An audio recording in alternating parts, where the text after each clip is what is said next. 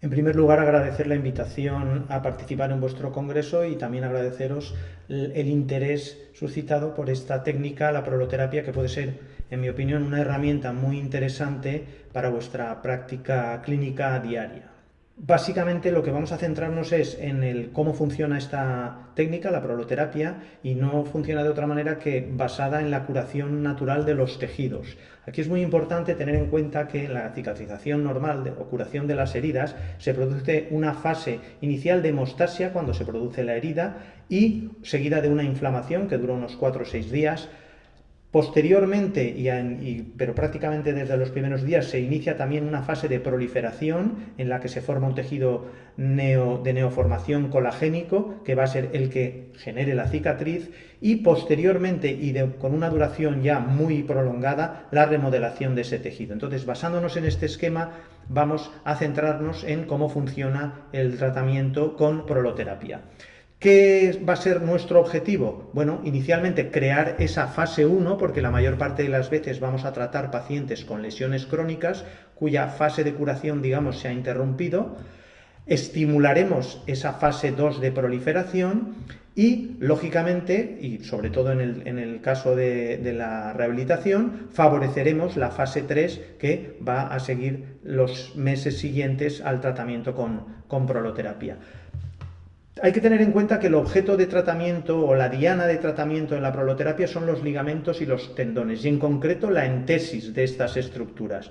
Si viésemos un proceso normal de cómo se produce la respuesta a las lesiones, cuando avanzamos en el tiempo y se produce una lesión de un ligamento, aquí lo que ocurre es que la resistencia de ese ligamento cuando cicatriza disminuye. Por tanto, también queda expuesto a nuevas lesiones. Si se vuelve a producir una nueva lesión, volveríamos a tener una disminución en esa resistencia y de esa manera podríamos llegar incluso a un momento en el que la resistencia fuera lo suficientemente pequeña como para favorecer o precipitar la rotura de esas estructuras, ligamentos o tendones.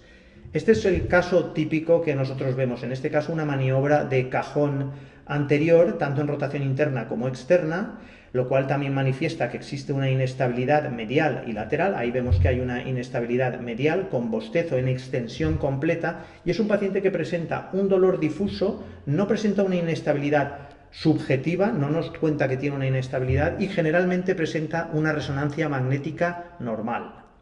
Por tanto, tiene un cuadro de inestabilidad subclínica.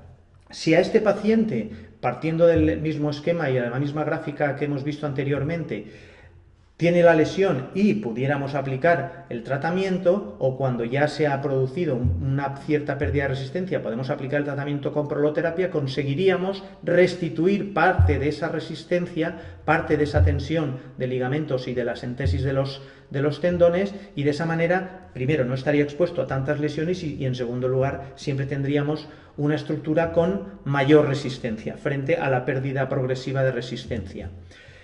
En cuanto al tipo de lesiones, bueno, la mayor parte de las veces no van a ser problemas agudos, sino que van a ser problemas crónicos, que ahí vamos a tener distintos tipos de pacientes. Unos pueden ser deportistas por lesiones crónicas de actividad frecuente, otros pueden ser por lesiones crónicas de actividad laboral y sobre todo pacientes ya de edad avanzada por encima de los 60 años, que es el mayor núcleo de nuestros pacientes, con patología degenerativa. ¿Se ha producido de repente esas lesiones? Aunque el paciente nos cuente que desde hace 3 meses se encuentra con dolor, realmente no es un tema que se haya producido en los últimos 3 meses, sino que se ha ido acumulando esa patología degenerativa que en el caso de los ligamentos y tendones se ha traducido en una disminución de la resistencia y por tanto pues una laxitud de esos ligamentos y una tendinosis o tendinopatía de las estructuras tendinosas. Me pidieron que realizara una puesta al día en proloterapia, que es decir, la preparación, el uso, el resultado en lesiones ligamentosas y también en lesiones tendinosas, pero la realidad es que en 15 minutos no nos da tiempo de hacer una puesta al día realmente. Entonces, lo que he decidido hacer es, aprovechando que este vídeo tenía que estar grabado por mi posibilidad física de estar presente durante el congreso, lo que he decidido hacer es hacer una charla lo suficientemente larga de tiempo para que podáis verla después en diferido y os daré el acceso a un vídeo, Y, no obstante, en este caso, resumiremos esta charla para poder ceñirnos al tiempo. ¿Qué es la proloterapia? Básicamente la definición es una técnica mediante inyecciones de sustancias irritantes, generalmente dextrosa hiperosmolar, pero no es la única que se ha ido utilizando. ¿Qué es lo que favorece o qué es lo que realizamos? Bueno, como hemos dicho antes, crear esa fase 1 de inflamación, de lesión para puesta en marcha y a su vez estimular esa fase 2 de proliferación. Como veremos en este caso concreto, la dextrosa hiperosmolar tiene una capacidad no solo de generar esa inflamación, sino de proliferar, o mejor dicho, estimular la proliferación de tejidos colagénicos, como son los ligamentos y los tendones a nivel de su síntesis. Existe una serie de preguntas que son siempre muy frecuentes, es decir, ¿qué es la proloterapia y qué no es? ¿Cómo funciona? ¿Para qué sirve? Sus indicaciones, cómo se aplica y cómo se prepara y, lógicamente, qué resultados tiene junto con la evidencia científica que podamos encontrar y que existe ya, de hecho, actualmente y es bastante abundante. Respecto a qué es, bueno, en primer lugar es un tratamiento no quirúrgico.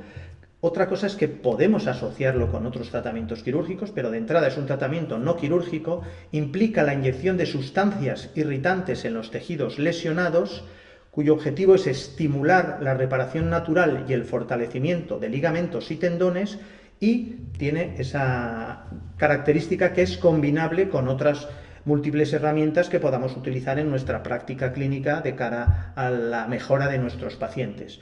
Yo tuve la suerte de participar en diferentes misiones humanitarias de ONGs en las cuales, pues bueno, ofrecíamos el tratamiento gratuito a muchos pacientes y eso también nos permitía, pues, adquirir una importante experiencia. Entonces, sí que lo que me gustaría es que, como resumen de toda esta conferencia, os quedaseis fundamentalmente con esto y con algo que veremos a continuación, que es un cambio de paradigma. Es decir, para entender la proloterapia tenemos que partir del paradigma de que la causa principal del dolor musculoesquelético es la inestabilidad articular. Veremos cómo se desarrolla esto, pero esa inestabilidad articular, lo que queda claro es que empeora con el paso de los años y es aplicable a prácticamente casi todas las lesiones del sistema musculoesquelético. Detrás de una tendinopatía, detrás de una lesión ligamentosa, detrás de una lesión cartilaginosa, meniscal, etc., vamos a encontrar en casi el 100% de los pacientes, si lo exploramos adecuadamente, un fondo de inestabilidad articular, que si lo tratamos con proloterapia vamos a mejorar mucho los resultados de ese paciente y, lógicamente, la mejoría del dolor. Por tanto, hoy mi objetivo, si solo fuera único, sería que salgáis con el estímulo o los conocimientos necesarios, que seguro que ya los tenéis, pero posiblemente no siempre se utilizan, para valorar correctamente la inestabilidad. Y si fuera solamente de la rodilla, me daría por contento. Entonces, el dolor articular por inestabilidad ligamentosa, básicamente esto es lo que ocurre, la cascada de acontecimientos. Se produce una lesión de ligamentos, una alteración del control muscular, una alteración de la biomecánica articular. Esto lleva a un aumento y estrés y fatiga muscular y, en última instancia, un aumento de las fuerzas sobre cartílago, menisco y el resto de estructuras articulares. Y al final esto desencadena en un dolor crónico. Esta sería, digamos, la cascada de acontecimientos. Partiendo de una lesión, hemos dicho, aguda o crónica la mayor parte de las veces, se produce un esguince, una distensión de esos ligamentos, pasamos a tener una rodilla inestable pero no desgastada. Sin embargo, esa inestabilidad crónica con el paso de los años va a provocar una destrucción articular. Si podemos interrumpir esa destrucción articular dando una estabilidad, mejoraremos lógicamente los resultados de este paciente. Aquí tenemos algunas de las indicaciones de cómo funciona, etcétera, pero esto lo tendréis grabado y por eso no me voy a detener tanto como la aplicación, evidencia y datos o aspectos importantes a considerar. Por esta misma razón, lo que decidí fue crear hace 2 años, a partir de un congreso, pues crear un libro y trasladarlo todo esa base o esos fundamentos que considero que son muy importantes para, primero, poder entender el planteamiento de la proloterapia y, segundo, pues poder avanzar en el tratamiento de estas lesiones con proloterapia. Está basado en los conocimientos iniciales del doctor Hackett, que es el que inició la técnica en los años 1950 y posteriores colaboradores. Y sobre todo, lo más importante, centrémonos que el órgano diana sobre el que vamos a trabajar es la entesis patológica, que es la estructura de unión entre hueso y tendones o entre hueso y ligamentos fundamentalmente. Es importante tener en cuenta que, como hemos dicho, puede ser una herramienta complementaria, por ejemplo, en el caso de proloterapia de forma aislada para el retensado de ligamento cruzado en un paciente joven con una rotura parcial de ligamento cruzado, o PRP intraarticular de forma aislada si el paciente solo tiene una artrosis grado 2-3 pero no tiene inestabilidad, o PRP intraarticular, que es una técnica bastante habitual, más proloterapia extraarticular, en el caso de artrosis grado 2-3 con inestabilidad, generalmente inestabilidad de ligamentos lateral interno y lateral externo. Este es el caso muy frecuente. Aquí estamos viendo que una rodilla con cajón que no tiene cajón, sin embargo, cuando exploramos la otra, siempre exploramos y le enseñamos este vídeo porque es la manera más fácil que el paciente entienda que tiene una inestabilidad. El paciente no nos cuenta que tiene una inestabilidad, lo que nos cuenta es que su rodilla le duele. Aquí estamos intentando hacer los bostezos en extensión completa, aquí vemos esta rodilla que es normal, y si hacemos esa misma maniobra, vemos que en extensión completa, que no debería ser normal, tiene un bostezo tanto medial como lateral. Esto es lo que nosotros vemos a diario, una rodilla, en este caso la rodilla derecha, que es estable, y si realizamos lo mismo con la rodilla izquierda, vamos a ver cuando el paciente relaja, al principio a veces no se consigue, pero ahí se ve claramente que existe la inestabilidad.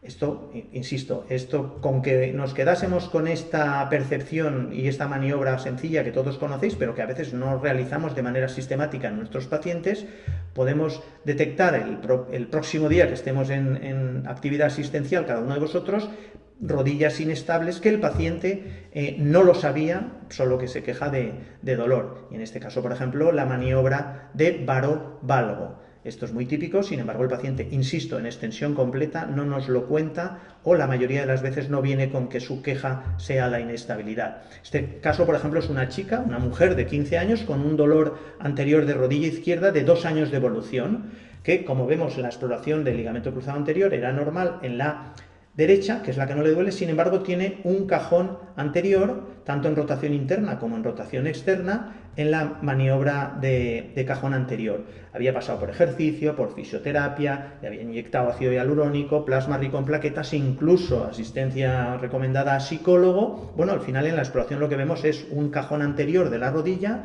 en una condromalacia rotuliana, muy habitual, como sabéis, en chicas jóvenes, en mujeres jóvenes. Entonces, el tratamiento, ¿cuál fue? Retensado del ligamento cruzado anterior con proloterapia, y la evolución a los 3 meses de tratamiento, la paciente estaba asintomática. En este caso, un varón de 54 años con un dolor medial de rodilla de varios años de evolución. Como vemos ahí, la maniobra de cajón también es neutra. Ahí vemos que había estado menistectomizado años atrás, y ahí vamos viendo que tiene un poco una maniobra de cajón en rotación interna y un poco en rotación externa.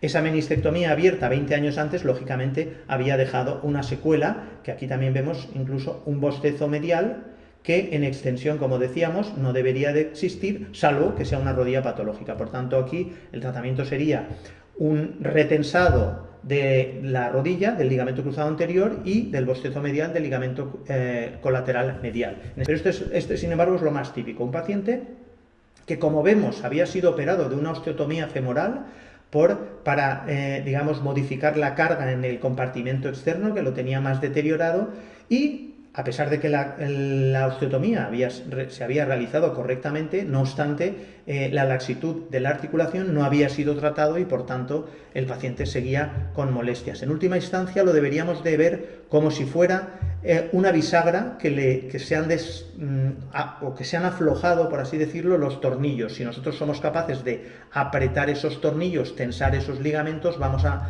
dejar que el armario deje de chirriar y, por tanto, dar una mayor estabilidad a ese armario, en este caso a esa rodilla o a esa articulación que esté inestable. Las maniobras de bostezos, insisto, deben de ser tanto medial como lateral y en extensión completa, porque si damos un poquito de flexión a 20-30 grados, puede ser normal esos bostezos. Y, lógicamente, comparándolo con la rodilla contralateral. Si eso lo vemos en en la maniobra, la misma maniobra, pero en ecografía, que a día de hoy es muy sencillo hacerlo, pues bueno, ahí se ve cómo el menisco entra y sale en ese hueco, y lógicamente eso, después de miles, millones de veces de entrar y salir ese menisco, es muy fácil que desarrolle roturas de tipo horizontal a nivel del menisco. Pero esto se traslada también lo mismo a otras articulaciones, un cajón anterior, una lesión de inestabilidad crónica del tobillo. El paciente siempre habla de que tuvo esguinces mal curados, por así decirlo, ¿no? Pero bueno, es el acúmulo de esguinces, el acúmulo de lesiones, una lesión crónica, por tanto, y una inestabilidad de tobillo. Aquí vemos otra. Es decir, son exploraciones muy frecuentes que a veces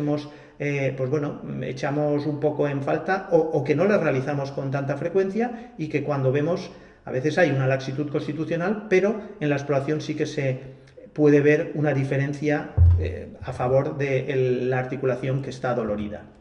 Aquí en este caso, por ejemplo, una inestabilidad y una artrosis incipiente de la trapecio metacarpiana, y por tanto esta cápsula articular la podemos tensar, y una parte del tratamiento, no solo PRP a nivel intraarticular, sino retensado de los ligamentos, o en este caso una lesión ligamentosa metacarpofalángica que, bueno, ha producido una inestabilidad. Se podría hacer una cirugía, pero yo inicialmente soy más partidario, sobre todo cuando son lesiones crónicas y no extremadamente inestables, realizar un retensado ligamentoso. Aquí vemos, por ejemplo, una inestabilidad trapecio-metacarpiana muy frecuente en las artrosis trapecio-metacarpianas incipientes, y que nos dan bueno, un muy buen resolución del dolor articular con proloterapia. Incluso aquí, un caso un poco más excepcional, la rotura de una placa plantar por corticoides. Bueno, podemos tensar esa cápsula articular, mejorar la estabilidad de esa articulación y solucionar el problema. A nivel de la cadera, como son articulaciones ya más profundas, igual que a nivel lumbar, como veremos, yo soy más partidario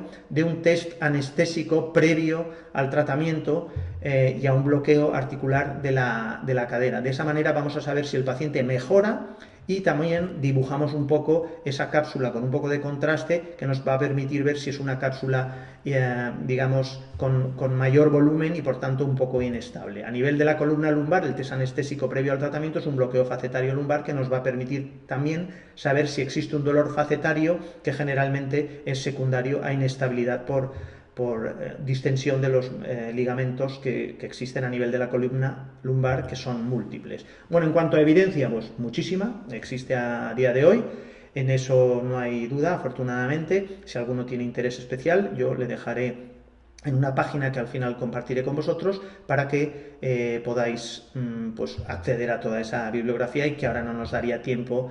Existen revisiones sistemáticas, existen metaanálisis, existen ensayos clínicos aleatorizados, y aquí algunos de los ejemplos. Un paciente con inestabilidad anteromedial de la rodilla derecha, que vamos viendo que, bueno, según movilizamos, tanto en rotación interna como externa, tiene una inestabilidad anteromedial.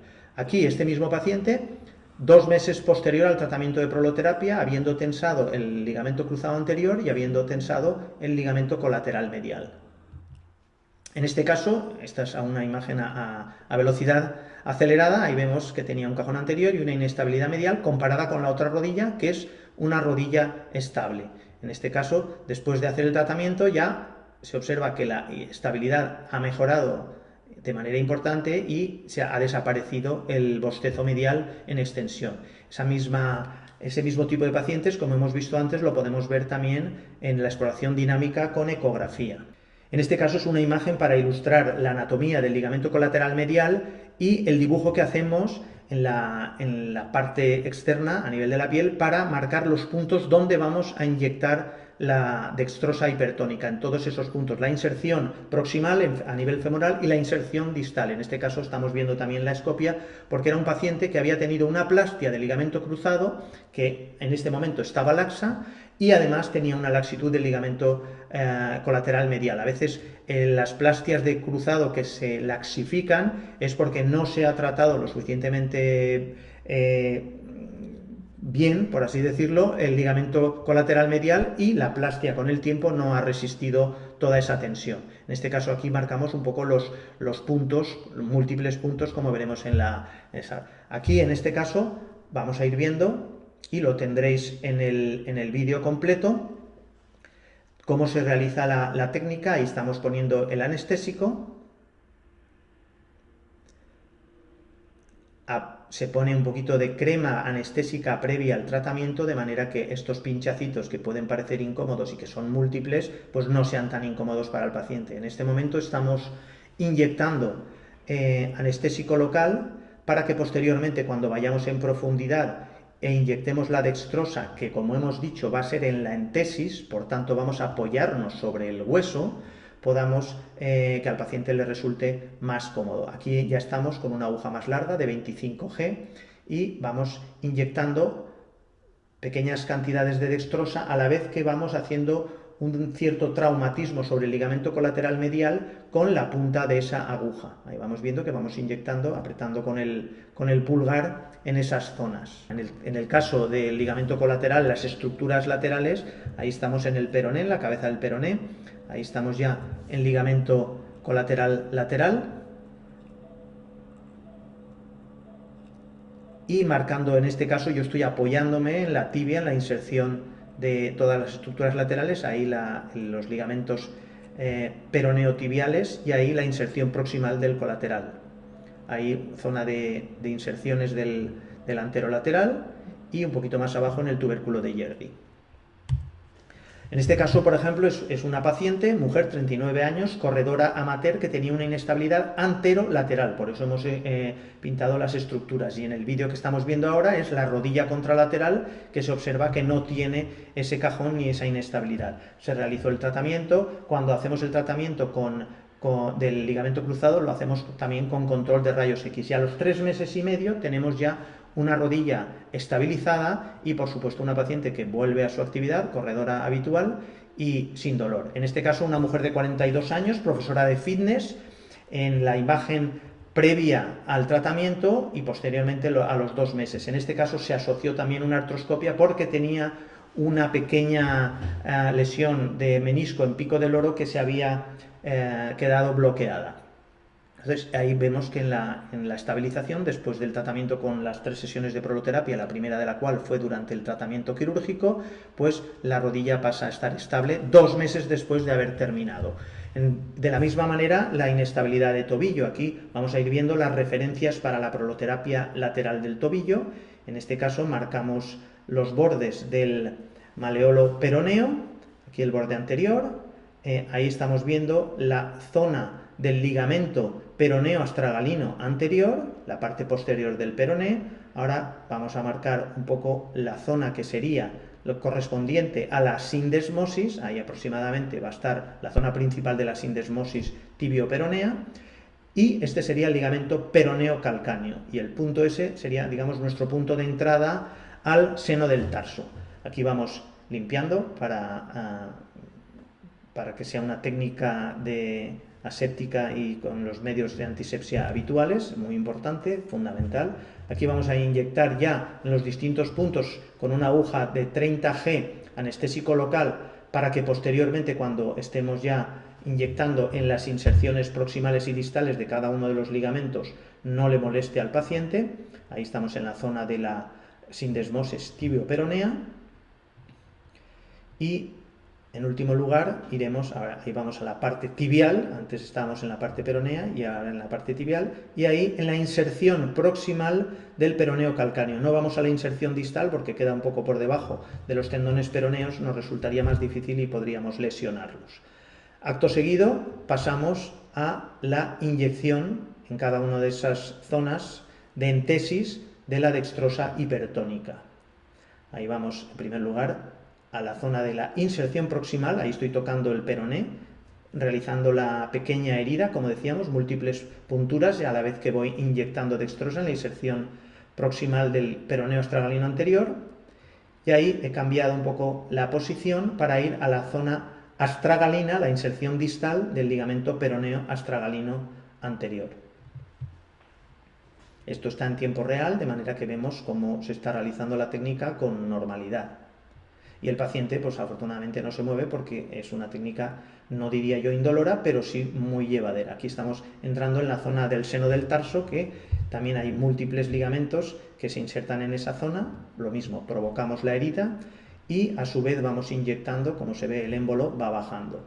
Acto seguido pasamos a la zona del ligamento, de los ligamentos tibio-peroneos a nivel de la sindesmosis, en la zona distal de la sindesmosis, estamos ahí en peroné, y posteriormente pasamos a la zona tanto un poquito proximal y distal, y ahora pasamos a la zona tibial, digamos reorientando la aguja hacia la zona tibial. Como veis, son múltiples los pinchazos o las punturas que hacemos, con lo cual estamos haciendo una herida y a su vez, es decir, creando la fase 1 de inflamación y de herida y de hemostasia, y estimulando con el efecto de la dextrosa la fase 2. Y ahí estamos, apoyamos el dedo para orientarnos bien sobre la zona del peroné y estoy apoyándome en la inserción proximal del ligamento peroneo calcáneo. En este caso estamos utilizando, como en todos estos casos, la dextrosa al 15%.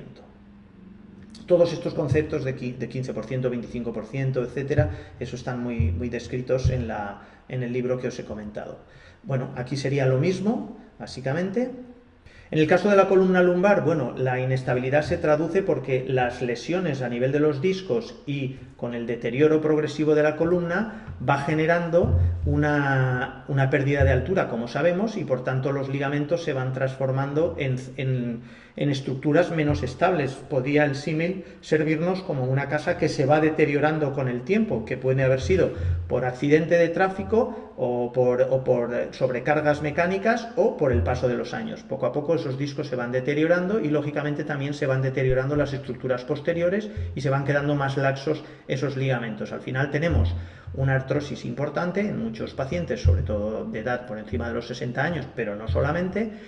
Y ese cuadro de inestabilidad lumbar. En el cuadro de inestabilidad lumbar, el dolor lumbar puede estar asociado a esa inestabilidad, que es la incapacidad de la columna lumbar para mantener su alineación normal y la función durante el movimiento.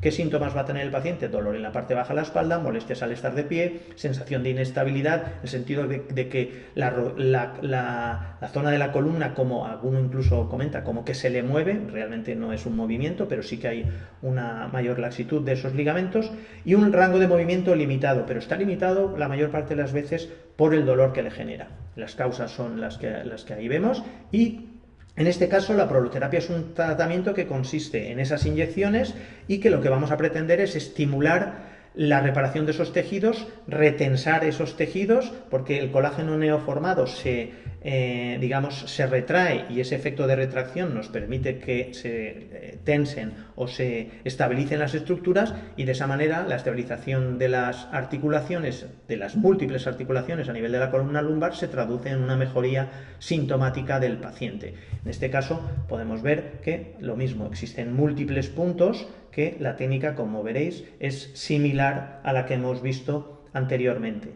En este caso hemos puesto al anestésico en distintos puntos. Desde la zona donde estamos haciendo el vídeo, en este caso estaría el control de escopia.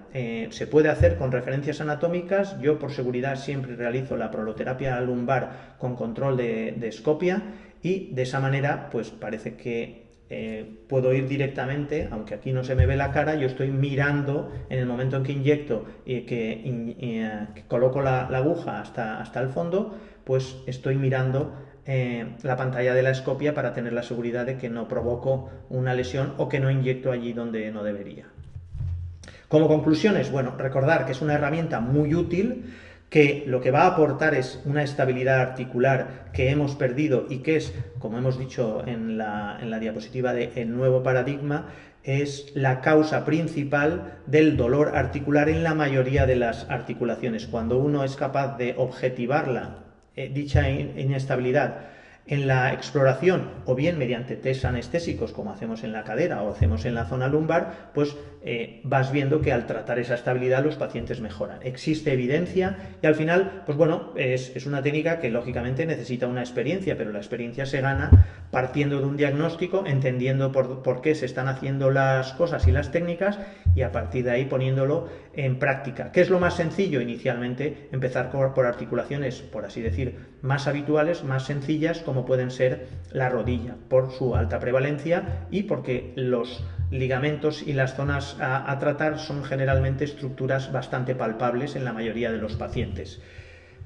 También como conclusión diría que para obtener resultados satisfactorios y reproducibles y asegurar la seguridad, valga la redundancia, de la técnica, es esencial un correcto aprendizaje y, lógicamente, una correcta aplicación de la técnica.